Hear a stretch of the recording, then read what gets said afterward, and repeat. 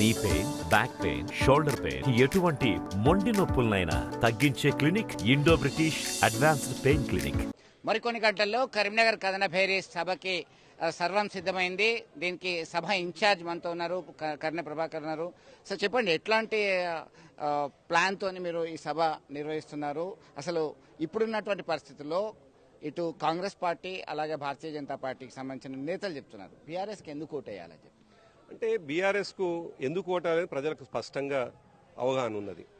9.5 సంవత్సరాలు BRS party ఏం చేసింది ప్రజలకు అనేది ప్రజల ముందు ఉన్నటువంటి నిల్వెత్తు సాక్ష్యంగా అనేక అంశాలు ఉన్నాయి.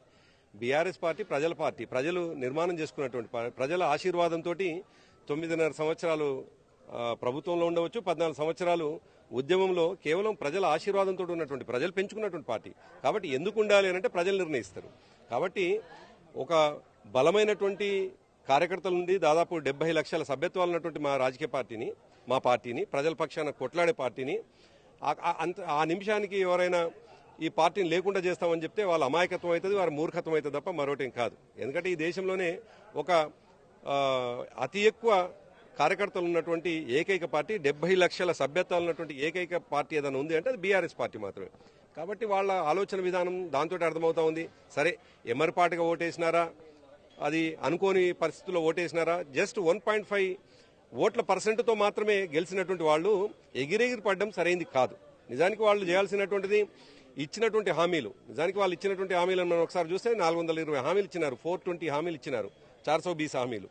ఆ హామీలని మేము ఎట్లా అమలు చేయాలి అనేటువంటి ఆలోచన చేయాలి. కానీ అట్లా ఆలోచన చేయకుండా ఫక్త్ మళ్ళీ 9.5 సంవత్సరాలు పరిపాలించినటువంటి మా పట్ల రోజు ఇవన్నీ తెలిసే కదా మీరు హామీలు ఇచ్చినారు.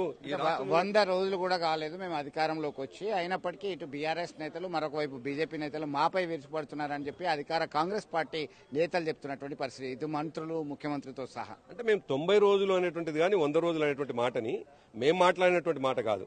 వాళ్ళు ఎన్నికల సభలలో చాలా సందర్భాల్లో మాట్లాడినటువంటిది 9వ తేదీ నాడు కొన్ని సంతకాలు పెడతాం, 100 రోజుల్లో ఇంకా కొన్ని సంతకాలు పెడతాం అనే మాట్లాడినటువంటి విషయాల్ని అన్ని కూడా పేపర్ల మీద రాసుకున్నారు. ప్రజలు ఏమేమి హామీ ఇచ్చిండ్రు కాంగ్రెస్ పార్టీ, ఏవి అమలు చేస్తా ఉందని ప్రజల మనసులో ఉంది, ప్రజల గుండెల్లో రాసి పెట్టుకున్నారు. కాబట్టి అది ప్రజలు అడుగుతున్నటువంటి సందర్భంలో ప్రజల పక్షాన ఉండాల్సినటువంటి వాళ్ళం. కాబట్టి ప్రజలే నిర్ణయించినటువంటి ప్రతిపక్షంగా ఉన్నటువంటి వాళ్ళం, ఒక ప్రధాన ప్రతిపక్షంగా, బాధ్యత కలిగినటువంటి ప్రతిపక్షంగా ఉన్నటువంటి వాళ్ళం. కాబట్టి ప్రజల పక్షాన మాట్లాడాల్సినటువంటి అవసరం ఉంది. వాళ్ళు చెప్పినటువంటి మాటనే మేము మా నుంచి వచ్చేది కాదు. ఇంకో మాట కూడా చెప్తా ఉన్నాం, వాళ్ళు ఎందుకో తొందరపడతా ఉన్నారు మాకు తెలియదు. కానీ 5 సంవత్సరాల కోసం ఏర్పాటు చేసుకున్నటువంటి ప్రభుత్వం అది ప్రజాస్వామ్య పద్ధతిలో ఏర్పాటు కావచ్చు. ప్రజాస్వామ్యం పట్ల గౌరవం ఉన్నటువంటి వాళ్ళం ఈ 5 సంవత్సరాలు ఉండాలని కోరుకుంటాం. కానీ ఈ 5 సంవత్సరాలు తప్పకుండా వాళ్ళు ఇచ్చినటువంటి హామీల పట్ల వెంటాడతాం. మేము దాంట్లో ఎటువంటి అనుమానం, వెంటాడంటే దేనికి వెంటాడతాం, హామీలు నెరవేర్చండి అని చెప్పేసి ప్రజల పక్షాన, ప్రజల గొంతుకైతే తప్పెట్లయితుంది, ప్రజల పక్షాన మాట్లాడితే తప్పెట్లయితుంది. ప్రజలకు ఇచ్చినటువంటి హామీలని మోసం చేస్తే మేము వాళ్ళ పక్షాన నిలబడితే తప్పెట్లయితుంది. కాబట్టి మా వైఖరి చాలా స్పష్టం. ప్రజల కోసం మాట్లాడుతున్నటువంటి సందర్భంలో మాకు వచ్చేటువంటి ఏ విమర్శనైనా ఎదుర్కొంటాం. కానీ మీరు ఇచ్చినటువంటి హామీని నెరవేర్చండి అనే విషయంలో మేము వెనుకకు తగ్గం. ఆ నేపథ్యంలో జరుగుతున్నటువంటి ఎన్నికల సభలో కావచ్చు, ఎన్నికలు కానప్పుడు కావచ్చు, ప్రతి సందర్భంలో మేము ఈ ప్రభుత్వం ఏర్పడ్డ తర్వాత కేటగారికల్గా ఏ సందర్భంలో ఏం హామీ ఇచ్చిండ్రు అనేటువంటి విషయాన్ని దృష్టిలో పెట్టుకునే మాట్లాడతాం. దాంట్లో అటువంటి మేము తొందరపడి మాట్లాడాల్సినటువంటి అవసరం ఏం లేదు. 14 సంవత్సరాలు ఉద్యమంలో ఉన్నటువంటి వాళ్ళం, ఆనాడు అన్ని కష్టాలను చూసినటువంటి వాళ్ళం, ప్రతి విషయాన్ని 14 సంవత్సరాలు అర్థం చేసుకున్నటువంటి వాళ్ళం. కాబట్టి మాకేం తొందర ఏం లేదు. భారతీయ జనతా పార్టీ కేంద్రంలో సిటిజన్స్ అమెండ్మెంట్ యాక్ట్ అమలు చేస్తూ గెజిట్లో చేర్చడం జరిగింది 2019లో చట్టం చేసిన తర్వాత. దాన్ని ఎట్లా చూడొచ్చు యాజ్ ఎ సీనియర్ పొలిటీషియన్గా? అంటే ఈ దేశంలో ఇప్పటికే ఉన్నటువంటి అనేక మంది బయట దేశాలకు వెళ్ళి వచ్చినటువంటి వాళ్ళు చాలా కాలం నుంచి ఎదురు చూస్తున్నటువంటి యాక్ట్. నిజానికి ఇది మతాలకు ముడిపెట్టకుండా ఈ నిర్ణయం అనేటువంటిది తప్పకుండా ఇది స్వాగతించాల్సినటువంటి అంశమే. ఎంతకాలం వాళ్ళు ఈ దేశంలో రెండో సిటిజన్గా లేకపోతే సిటిజన్ లేకుండా ఇల్లీగల్గా ఉంటారు? ఆ విషయంలో తప్పకుండా ఈ దేశంలో ఉన్నటువంటి పౌరులందరూ కూడా ఇది మతానికి ముడిపెట్టకుండా చూడటం సరైనటువంటి అవగాహన అని చెప్పేసి నేను భావిస్తాను. తప్పకుండా అది ఇంకోటి ఏంటంటే ఈ దేశంలో చాలా కాలంగా పెండింగ్లో ఉన్నటువంటి అనేక అంశాలని, రాజ్యాంగబద్ధమైనటువంటి అంశాలు, చట్టబద్ధమైనటువంటి అంశాలని పరిష్కరించుకోకపోతే ప్రతి నిమిషం మనుషుల మధ్యలో విద్వేషాలు సృష్టించేటువంటి అంశాలు ప్రజల మధ్యలో ఎందుకు నిరంతరం ఉండాలి? వాటిని చట్టాలు చేసేటువంటి ప్రజాప్రతినిధులుగా మన చేతుల్లో ఉన్నటువంటి సందర్భంలో దాన్ని క్లీన్ చేస్తే అందుకే మేము ఒక బాధ్యత కలిగినటువంటి పార్టీగా మీరు అనేక సందర్భాలు చూసినారు. పార్లమెంట్లో ఈ దేశానికి ఉపయోగపడేటువంటి రాజ్యాంగ సవరణ జరిగినా లేదు చట్టం జరిగినా అది మేము అనుకూలంగా నిర్ణయం తీసుకున్నాం, ఓటేసినాం. లేదు ప్రజలకు నష్టం జరుగుతుంది అనుకున్నప్పుడు మేము వ్యతిరేకంగా వేసినాం. అది రైతుల విషయానికి వచ్చినప్పుడు రైతుకు సంబంధించినటువంటి చట్టాలు, నల్ల చట్టాల విషయంలో మేము వ్యతిరేకంగా మాట్లాడినాం. అదే 370కి సంబంధించినటువంటి విషయంలో అనుకూలంగా మాట్లాడినాం. అందుకే మా పార్టీ బయాస్డ్ పార్టీ కాదు, మా పార్టీ ప్రియాక్యుపైడ్ పార్టీ కాదు. మా పార్టీ ప్రజలకు సంబంధించినటువంటి ఆలోచనలని నిత్యం రాజకీయం చేసేటువంటి విషయం అట్లా ఉండకుండా ప్రజలకు లాభం జరగాలనేటువంటి ఆలోచనతో చేసేటువంటి పార్టీ కాబట్టి తప్పకుండా ఈ దేశానికి ఒకవేళ లాభం జరుగుతుంది ఈ యాక్ట్ అనుకున్నప్పుడు, ఈ దేశంలో ఉన్నటువంటి ప్రజలకు మంచి జరుగుతుంది అనుకున్నప్పుడు తప్పకుండా వెల్కమ్ చేయాలి. ఒక రాజకీయ పార్టీగా ఎందుకు కుర్సతనంతో ఆలోచించాలి? కాబట్టి ఒకవేళ అది ఈ దేశంలో ఉన్నటువంటి కోట్లాది మంది నిజానికి స్వాతంత్రం తర్వాత విభజన జరుగుతున్నటువంటి సందర్భంలో అనేక మంది వచ్చి ఉన్నారు ఈ దేశానికి. మనం చాలా మందిని చూసినాం. లక్షల మంది వస్తున్నప్పుడు ట్రైన్ల మీద వస్తున్నటువంటి సందర్భాలు వీడియోలు ఇప్పటికి కనిపిస్తాయి. చనిపోయినటువంటి వాళ్ళని కూడా చూసినాం మనం. మరి అటువంటి వాళ్లకు ఈ దేశంలో ఇంకా వాళ్ళు మునిమన్మళ్ళు ఉంటే వాళ్ళకు పౌరసత్వం రాకపోతే నిజానికి బాధాకరమైన అంశమే. కానీ బయట దేశాలకు వెళ్ళి వచ్చినటువంటి అందరికి కూడా ఒకే రకమైనటువంటి చట్టం తీసుకొస్తే ఇంకా బాగుండనేటువంటిది కూడా ప్రజల్లో ఉన్నటువంటి అంశం.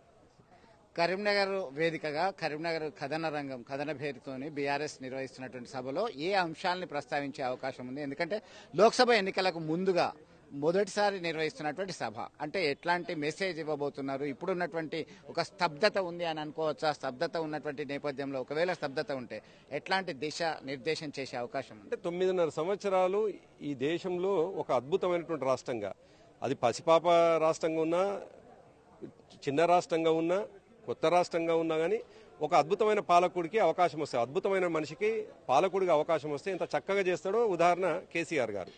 మరి 9.5 సంవత్సరాలు జరిగినటువంటి అభివృద్ధి ఏందో ప్రజల ముందు ఉన్నటువంటి సందర్భంలో వచ్చి రాగానే 3 నెలల్లోనే ఇవాళ ఎటువంటి దుర్భిక్షం కనిపిస్తా ఉందో, ఎటువంటి పంట పొలాలు ఎండిపోతా ఉన్నాయో, ట్యాంకర్ల ద్వారా నీళ్లు పోసుకునేటువంటి పరిస్థితి ఇవాళ పొలాల్లో కనిపిస్తుందో కళ్ల ముందు ఉన్నటువంటి సత్యం.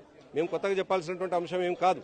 కాబట్టి ఇవాళ పాలకుడికి దూరదృష్టి ఉండాల్సినటువంటి అవసరం ఉన్నది. పాలకుడు ఇచ్చేటువంటి ప్రతి హామీ కూడా ఇది అమలవుతుందా కాదా అని ఆలోచన చేసి వాళ్ళు తప్ప మేము ఈ నిమిషానికైతే హామీ ఇస్తాం, ఎన్నికల తర్వాత దీన్ని మర్చిపోతామని ఆలోచన చేసినప్పుడే ప్రజల నుంచి తిరుగుబాటు ఉంటుంది. మరి తిరుగుబాటుకు బాసటగా ఉండాల్సినటువంటి అవసరం ఉంది. కాబట్టి ప్రతిపక్షంలో మమ్మల్ని కూర్చోబెట్టినారు. ప్రతిపక్షంగా మేము వాళ్ళ గొంతుకైతాం. మరి అటువంటి సందర్భంలో మేము వాళ్ళు ఇచ్చినటువంటి హామీలని నెరవేర్చాలి అని వివిధ వేదికల ద్వారా, అది కరీంనగర్లో జరిగేటువంటి కథనబేరి కావచ్చు, మిగతా ప్రాంతాల్లో జరిగేటువంటి రోడ్ షోలు కావచ్చు, బహిరంగ సభలు కావచ్చు, ఎక్కడైనా కానీ 9.5 సంవత్సరాలు ఏం జరిగింది, మాకు కాకుండా భిన్నంగా ఇంకేం చేస్తామని చెప్పేసి వాళ్ళు అధికారంలోకి వచ్చినారో ఆ విషయాన్ని ప్రజలకు చెప్తాం. కాబట్టి ప్రజలకు అండగా ఉంటాం, ప్రజల గొంతుకగా ఉంటాం, ప్రజలు చేసే ప్రతి పనికి తోడుగా ఉంటాం. వాళ్లకు నష్టం జరుగుతున్నప్పుడు ఒక పెద్దన్నగా కేసీఆర్ గారు ఉంటారు, ఒక కుటుంబ సభ్యులుగా బీఆర్ఎస్ పార్టీ ఉంటుంది.